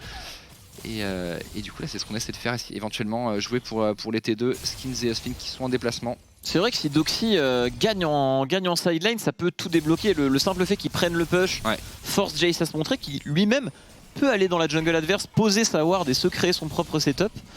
C'est vrai que si ce set gagne en side et qu'il est bien utilisé, ça peut faire clairement l'affaire des MCS. Parce qu'en vrai en sideline ils n'ont pas grand chose à faire valoir. Le Victor sera imprenable en side un peu plus tard dans la game.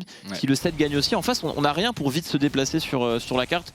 Il n'y a pas d'ulti Tamkench, d'ulti Globo, quoi. Il n'y a vraiment rien à ce niveau là pour les Vitality, donc pourquoi pas. Et cet engage par Doxy qui vient ramener directement Smiley près de ses coéquipiers. Tout part de lui encore une fois. Smiley qui n'a même pas eu le temps de flash ici, et c'est excellent parce que là on va interrompre le stacking de Drake des Vitality. C'est une très très belle chose pour les MCES. On a en plus ce Rabadon sur Victor. Là, c'est un petit move certes, mais c'est un grand pas vers le late game pour l'équipe. Absolument. Attention, par contre, c'est même pas fini. On a mis l'ultimate sur Ziganda. Ziganda, il a plus de flash. Il va tomber à son tour. On en parlait. L'engage des MCES qui peut être dévastateur contre des Vitality, pas en position, en retard pour contester cette wave pour le Drake. Et derrière les MCES qui recollent deux Drake partout. Et on n'a même pas utilisé le flash. Mais du coup, Doxy non plus n'a pas utilisé son flash avec 7. Et pourtant, il trouve un engage nature au Stridebreaker sur la mid lane. Et bien les MCES qui sont décisifs et qui recollent au score encore une fois. Quasiment égalité en gold, les deux compos qui scale. Est-ce que c'est vraiment l'avantage des MCES? Probablement. Surtout que je parlais de prendre les T2, mais surtout les Vitality, ils n'ont pas grand-chose pour faire un Nashor. Donc pour essayer de faire sortir les MCES autour du Baron, ça va pas être évident. Ah, tout à fait. Les Vitality, alors on le voit quand ils sont de front en open field sur les wards, ils se font directement engager et attraper. Là, ils n'ont pas réussi à mettre cette pression avant dans la jungle comme ils l'ont fait. Hop, et ce que j'aime bien, c'est que du côté des MZ, on a su punir ça directement, sans trembler. Franchement, il y a vraiment beaucoup de bonnes choses côté MCES. On respecte sur les bons timings.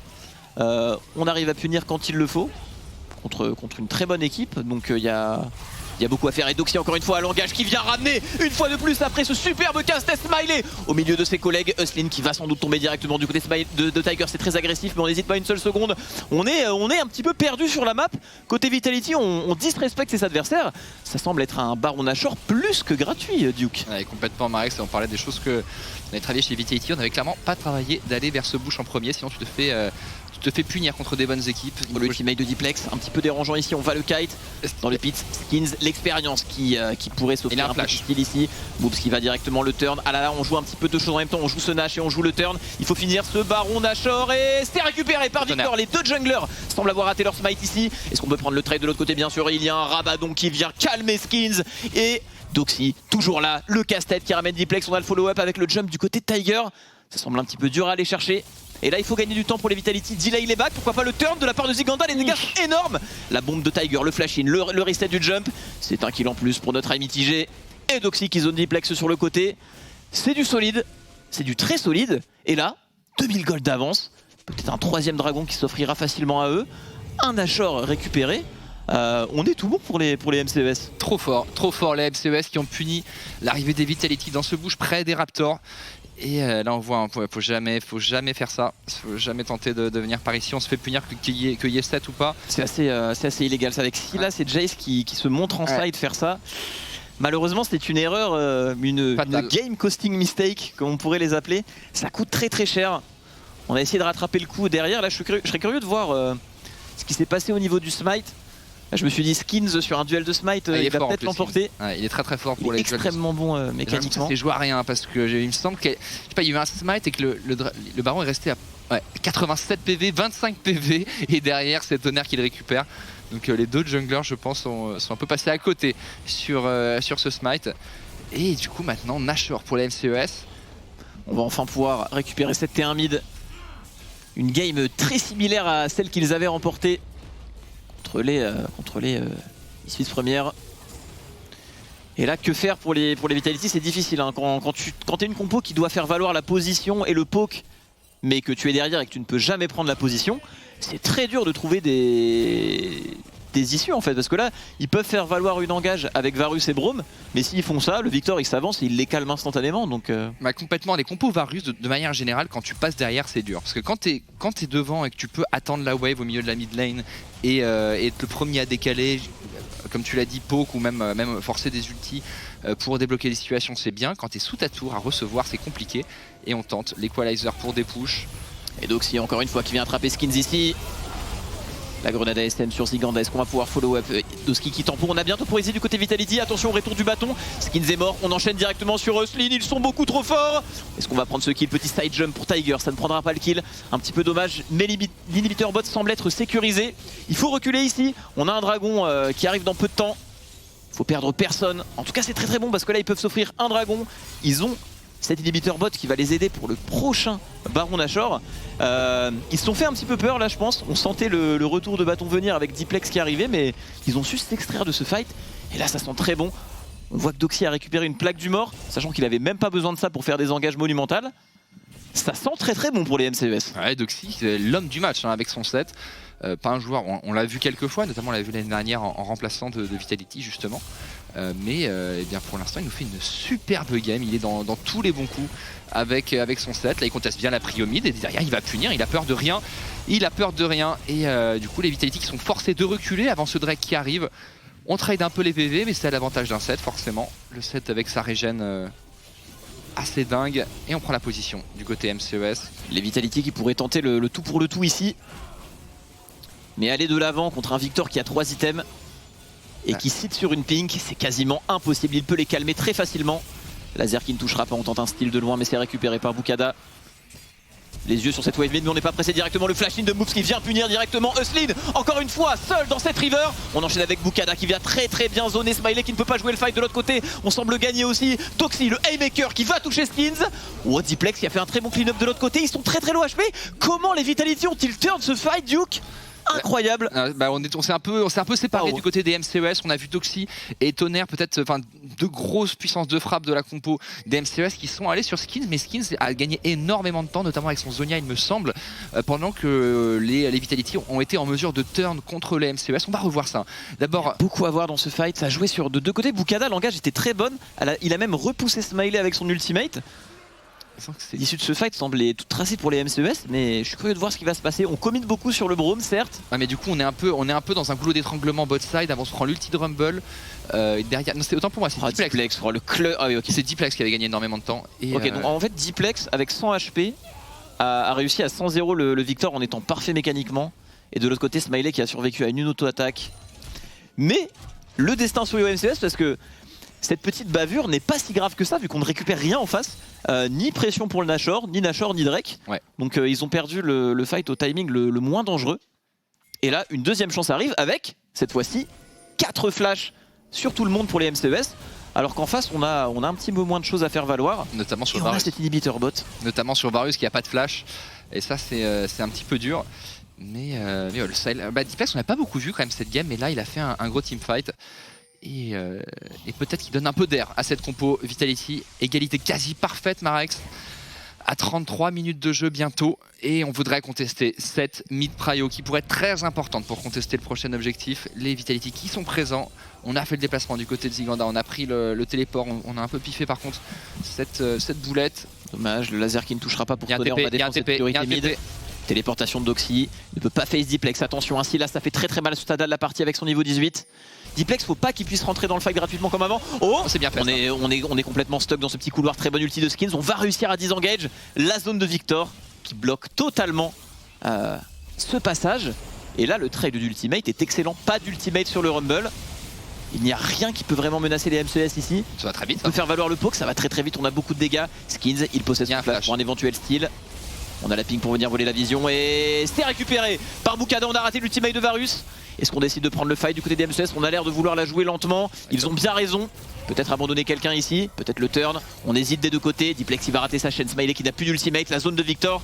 Et c'est intelligent de la part de MCES de ne pas prendre le risque ici. Parce que ne pas prendre le risque ici, c'est garder 5 Nashor. Et 5 Nashor à l'approche de cette âme infernale.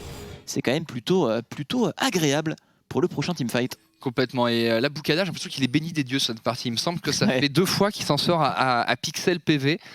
Et eh bien les MCES qui sont très décisifs, je trouve, à chaque fois. Eh bien on fait des gauchements, on engage instantanément. Ça s'est pas toujours très bien passé, on l'a vu mid lane, mais la plupart du temps oui. Là le baron, on se fait un peu sortir, on se fait chasser de la mid lane, mais on se dit il n'y a plus d'ultimate sur le Braum, il n'y a plus d'ultimate sur le Rumble. On start le baron, s'ils viennent on fight, mais ils sont allés tellement vite finalement. Bah écoute, on tente de le récupérer. Skins qui n'avait pas la vision et qui peut pas se propulser dans l'enclos du baron pour aller smite. Et du coup deuxième baron pour les MCES. Et on va push sur la mid lane et la top lane. A priori, attention sur cette mid lane. Tiger s'est montré au top. Et l'expérience Vitality veut engager ici la chaîne qui ne touchera pas. C'est bien tenté de la part des Vitality. Il y avait une belle fenêtre ici qui malheureusement ne sera pas plus exploitée. On récupérera l'ulti Rumble pour ce fight à la soul. Qu'est-ce qu'il fait, Tiger? Pourquoi ils ont pas push mid-top? Ok, bon, alors peut-être qu'ils veulent justement. Ok, ils sont déjà dans l'optique de fight. Ouais, ils veulent verrouiller la position pour. Par contre, là, envoyer quelqu'un top maintenant, c'est peut-être un peu tard, comme tu l'as dit. Parce qu'il n'y a pas de TP quoi. C'est en fait prendre cette wave ou ne pas la prendre. Je pense pas que ça aura d'incident sur la décision de la game, vu que ça va vraiment se décider au niveau de ce Drake. Il faut mettre toutes les chances de son côté pour les MCES. Bah, au moins il force quelqu'un à aller la récupérer. Après de toute façon Diplex a son téléport et là on a un petit flanking éventuellement de la part de Doxy sur la mid lane. Non c'est bon, il est évité par Smiley, quoique flash out de Smiley à l'instant. Est-ce qu'il y a eu un flash qui l'a quai? Peut-être qu'on a flash du côté de Moose, que je vois qu'il y a un X-flash, donc peut-être qu'il vient de flash in. C'était pas si mal, Doxy est si rapide sur la map avec sa plaque du mort. Et là, le contrôle de la vision qui est verrouillé par les MCES. On va être obligé de fight pour les Vitality contre un buff Nashor. C'est assez délicat, ça donne beaucoup de stats langage de la part de Moops. On recule derrière, on a volé l'ulti. Ou Doxy qui est un petit peu au milieu, tout le monde qui se fait shot, qui va tomber. On n'a plus Doxy pour ce fight. Est-ce que Tonnerre, est-ce que Tiger peuvent clean up tout ça? On a Bukada qui tank le monde avec son Zinzao. La puissance du pick en late game dans les teamfights est très forte. Et Tonnerre qui repousse tout le monde, qui avance. On empêche les ennemis d'accéder à cette mid wave. On a le push. Est-ce qu'on peut one shot ce Drake? Le smite est encore en place pour Bukada, mais on a perdu Doxy. Il aura une téléportation à son respawn, mais c'est dans très longtemps. Skins pour le flash, il s'est récupéré. L'expérience de Skins qui vient gagner un temps monumental à son équipe. Cette game n'est pas finie, Duke. Trop fort, on a encore un banger de 40 minutes là. Eh ouais, complètement, et franchement ça joue cette game. On s'était enflammé du côté MCES, là on a engagé sur le Braum, bon ça marchait quelques fois, là ça fait un petit peu too much, et derrière Tonnerre qui a complètement pulvérisé les Vitality qui pensaient avoir gagné le teamfight en prenant le premier kill, mais Tonnerre il a fait tellement de dégâts avec son Victor dans le choke, t'en parlais du Victor maintenant, le stuff qu'il a, il fait tellement mal. Et du coup, les MCES qui ont renvoyé les Vitality, on pensait prendre la soul, mais non, c'était sans compter, sans Skins qui sont très bons sur les smites. Les éclairs mécaniques de Diplex, sauf chaque fight là, il va justement voler le Nautilus, utiliser instantanément l'ulti sur ce set. Ça permet de le one shot et ça permet de un petit peu sauver la game. Il joue très bien les teamfights avec son Silas. Et regardez là, les dégâts qu'a mis Tonnerre là-dedans. Et derrière, on pense pouvoir récupérer le Drake, qu'il aurait fallu le pull un petit peu plus du côté des MCES, c'est dommage. Le pull vraiment au niveau du Victor pour empêcher ce flash-in de la part de Skins. Mais du coup, Skins a l'expérience qui va sécuriser cet objectif pour les Vitality. Très clean, en plus il a eu qu'un semblant de vision avec un Blue Trinket. Il voyait à travers ce brouillard de guerre l'expérience du jungler. Attention à ce set tout de même, 4 items, niveau 18. Il est big, hein. C'est un gros set, mais après c'est un... Silas aussi qui se rapproche des 5 items. Hein. Tout le monde est assez gros finalement dans cette partie. Le Void Staff qui a été récupéré par Tonnerre, ça va faire toute la différence ça. Il va mettre des dégâts bruts aux ennemis qui n'ont aucun point de Magic Resist. Donc avec ce setup là et le stacking de Magic Resist du Luden, c'est un Victor qui va mettre des dégâts absolument délirants. Je pense un Q-Spell sur le Varus, il est presque mort. Ouais, non effectivement, là, les deux millénaires qui ont beaucoup de puissance de feu. Il est tanky disponible, 3000 HP avec un Zonia, avec son Kingslayer qui peut lui rendre beaucoup de points de vie. Il a clutch tous les teamfights jusqu'à maintenant, il n'est pas mort de la partie. Il a scale pour ce temps de jeu sur son Silas. Attention Doxy en flanking. Regardez de côté Tiger qui se fait zoner les deux carry MCES. On mangeait du poke ici, la chaîne de corruption qui va directement aller sur Doxy. On va essayer de le one shot une fois de plus. Cette fois-ci, il aura le temps de mettre son Waymaker de l'autre côté du fight. Bukada qui gagne du temps pour ses alliés. On arrive à tuer ce Jace. A joué le fight en 2 temps. Le langage de Doxy qui est peut-être très bonne ici. Est-ce qu'on peut follow up? On semble pas pouvoir follow up. L'ultimate de Skins est parfait. La re-engage de Diplex. Les mécaniques qui font la différence. La game qui va peut-être être volée par les Vitality. La chaîne qui va pas toucher. La grenade ASM qui n'est pas disponible. C'est un bug, les amis. Tiger, le flash. C'est bien petit clutch de fight, ça paraît compliqué. On a peut-être une wave pour venir voler la game. Oh, on arrive à tuer Skins ici. Est-ce que les Vitality peuvent finir? Ça me semble compliqué. Il y a un TP éventuellement de la part de Diplex qui va pouvoir revenir full HP. On semble vouloir jouer le Nashor, il y a eu quelques pings. On veut pas trop s'enflammer. Et c'est là, mécaniquement, la différence est faite pour les Vitality. L'ulti de Skins était excellent. Et Diplex n'a encore une fois pas tremblé. S'il avait touché sa chaîne à la fin de ce fight là sur la Tristana, ça aurait peut-être été une fin de partie. Alors ça a super bien joué mécaniquement sur ce fight. Ça les sauve, hein, le vol du Drake, ce fight. Ma question c'est, est-ce qu'on parlait du Victor qui scale très bien, mais je pense que les MCES n'outscale pas tant que ça parce que en fait ils doivent... Oh là, qu'est-ce qu'on entend? Ok ouais, il y a du soutien. Le problème des MCES c'est qu'ils doivent engage avec Nautilus 7, Zinzao qui sinon ne servent à rien et sinon leur compo se fait outrange par Varus Jace, donc ils doivent engage mais on n'a pas vraiment envie d'engage pour un Victor et du coup le Victor eh bien il est obligé, comment dire, la frontline d'MCES se fait un petit peu one shot avant que le Victor ait vraiment pu commencer à taper. Le Victor a plus envie de kite et du coup ça donne un peu l'impression que le Nautilus, le Xin et le 7 sont un peu arrivés à date de péremption à ce moment-là de la game. Effectivement.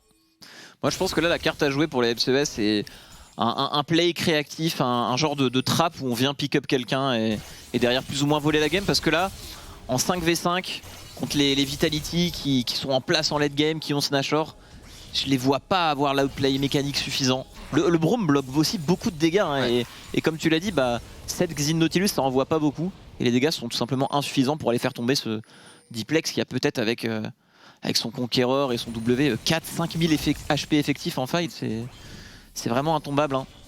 Alors, est-ce que, après tant d'attentes, Marex, après tant d'attentes, on va voir ce TP dans le dos? Parce que je pense que c'est la seule chose qui peut sauver le teamfight pour les MCES. Parce que Doxy maintenant, il est là. Ah là, voilà, le voilà, j'en parlais, ce TP, il est déclenché. C'est la seule chose qui peut les sauver, les MCES. C'est la balle de match pour eux. On va devoir tenter d'aller chercher peut-être le Jace, peut-être le Varus, le Flash. On va chercher loin, on va chercher Smiley ici, ça n'a pas été raté. Très bel outil de Skins encore une fois de l'autre côté. On se fait découper, les dégâts sont très élevés pour les Vitality. Diplex dans la backline qui va tomber, c'est peut-être pas fini pour les MCES. Tonnerre est toujours en vie, s'est fait abattre par Ziganda. Le fight est totalement remporté par les Vitality. Diplex qui tombera pour la première fois de cette game, mais qui aura encore une fois offert un teamfight fabuleux. Très belle réaction de la part des Vitality. Varus avait malheureusement son flash. On n'a pas tremblé. L'expérience a parlé, mais les MCES n'ont clairement pas démérité sur cette partie. Ouais, complètement. Mais Doxy qui a tout donné. Hein. Il avait plus de flash en fait avant le dernier fight et du coup il a pas pu. Oula, attention, Ziganda. Ziganda est mort. Ouais, il est mort. Ah, mais il gagne jusqu'au bout. Il gagne du temps. Il gagne du temps pour finir la game.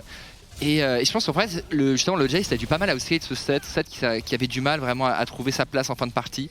Et même si on avait beaucoup de dégâts derrière, du côté des carries MCES, on avait trop pour les Vitality et pas énormément de cibles pour les MCES. Et très bien joué de la part des deux équipes. Vraiment, c'était une belle game, Marek, je trouve. Ouais, c'était une belle game, hein, clairement.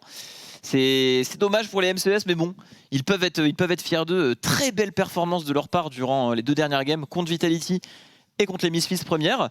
C'est une équipe qu'il ne faudra clairement pas sous-estimer. Il n'y a aucune équipe vraiment en dessous dans la ligue. Après ce que nous ont montré les MCES, après ce que nous ont montré les Géo, les Easy, etc. dans leur dernier match, tout le monde est à craindre. Et beaucoup de choses à débriefer sur cette partie. On envoie au desk avec Twixou, Tréton et Croc. C'est parti.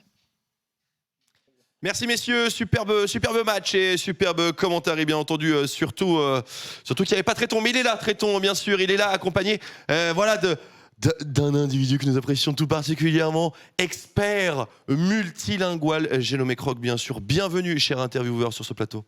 Merci, mais ça me fait plaisir de vous retrouver. Je suis trop content de retrouver la LFL et son environnement. En plus, on a eu à assister une bonne partie aujourd'hui, donc bien sûr, je suis content d'être avec vous ce soir. Et tu étais sur la Div 2 pas plus tard qu'hier. Ça se passe bien chez le futur de la LFL? Bah écoute, ouais, d'ailleurs j'ai même sorti un petit truc sur les pépites chaque semaine pour essayer de vous trouver un peu quels seront les joueurs qui arriveront en LFL. On en avait, c'est ce que je dis souvent, 5 qui sont arrivés en LFL cette année.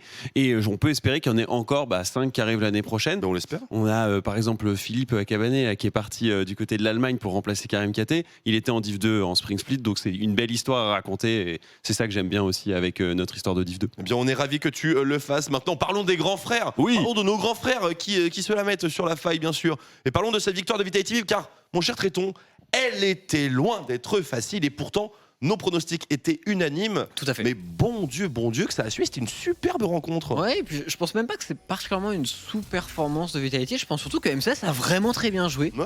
Et ça a démarré très tôt sur le top 7 avec Doxy et Boukalia sur ce gank après qui arrive à snowball la partie. Doxy a vraiment fait une excellente game sur son set, même si ça a été un petit peu plus dur plus tard dans les teamfights en late game. On a eu un petit peu plus de mal du côté de MCS, mais honnêtement leur game est vraiment bonne, leur early game et leur mid game, la manière dont ils ont mis la pression, ils font quasiment tout bien. En fait ils ont juste pris un bon gank sur la top lane, ils ont snowball via ça, ils ont bien mis les points de pression après, ils ont bien joué autour des dragons, etc. Et c'est peut-être ce style de Drake qui est fait en blind par Skins qui retourne un petit peu la game, mais il a vraiment fallu un gros outplay du côté des Vitality parce qu'en réalité les MCS tenaient totalement les abeilles à la gorge. On a eu un Doxy absolument magistral sur son set top lane et c'est vrai que le collectif s'est fort bien porté.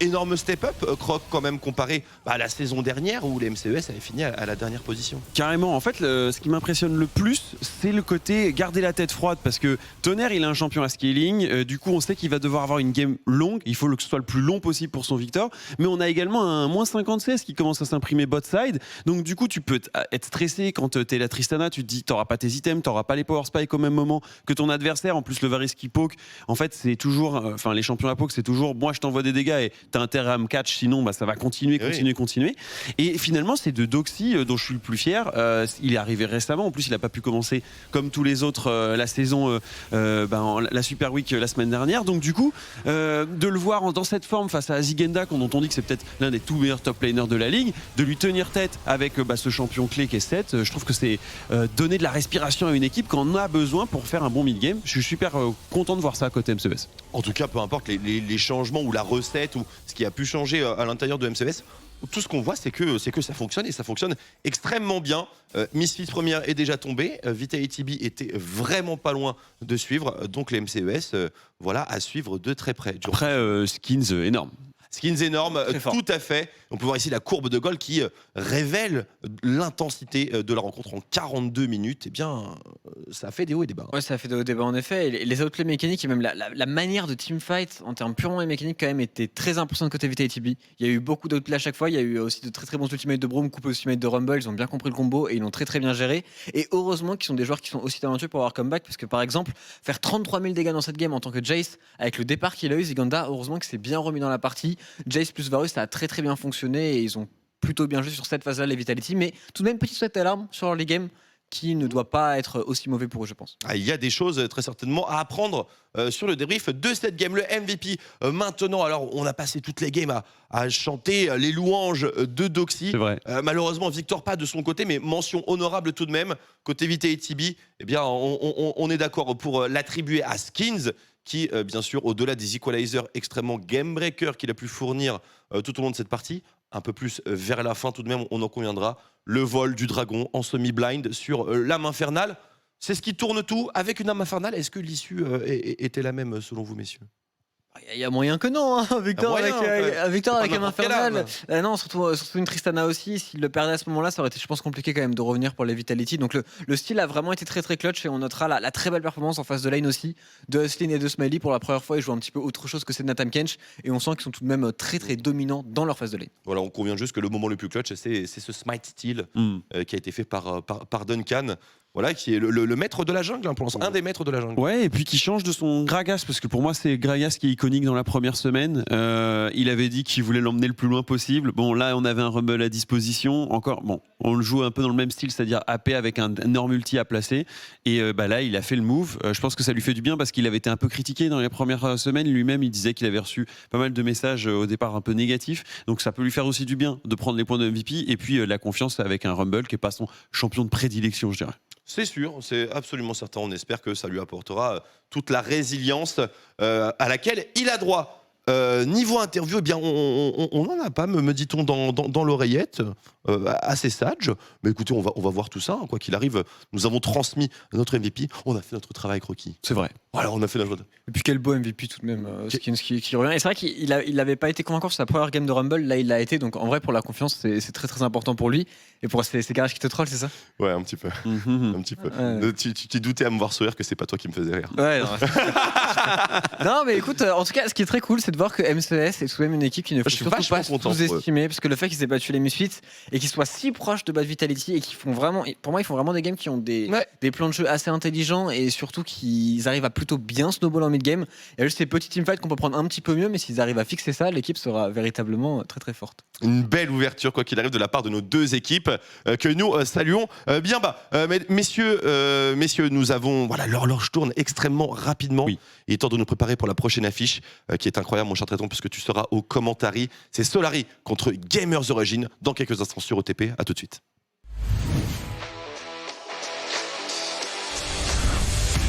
Tu peux accéder à ce beat ? Non. On a un teamfight très bel engage de la part de Steelback, c'est monumental. Derrière Shikari qui arrive après ça. Shikari, éradication. Les Solari ont été plus rapides. Rogue avec Vikings qui vont mettre une engage absolument parfaite. Regardez dans la backline. Special qui fait un superbe travail, qui vient one shot quasiment J-Link. J-Link, ça y est, c'est terminé pour lui. Double kill tout de même pour Syllab. On est trop fort du côté des pour avoir une ulti de Rumble, le Volibear qui rentre dans la mêlée, Targamas qui utilise son ulti directement et qui contre l'engage de Vikings, c'est catastrophique pour les Dream qui se font complètement retourner sur ce play et c'est pas terminé bien sûr. Syncroft a envie de se joindre à la partie, il met d'énormes dégâts, les patates de Rumble pour un doublé. Skins, l'incursion dans la jungle. BDS, Erdot qui est repéré, Skins qui accélère direct. Oh les dégâts de Skins, hein, s'il vous plaît, l'ulti directement. Et Erdot ne peut pas s'enfuir. Diplex, vraiment c'est un kill service sur un plateau d'argent. Il est sur Shatan, regardez-le, c'est du full, c'est Shatan qui nous propose une sur le backline. Tonnerre, élimination instantanée de Sertus. Et les MCES qui sont sur le point de le faire. Double kill pour Tonnerre, ce fight est totalement remporté. L'upset des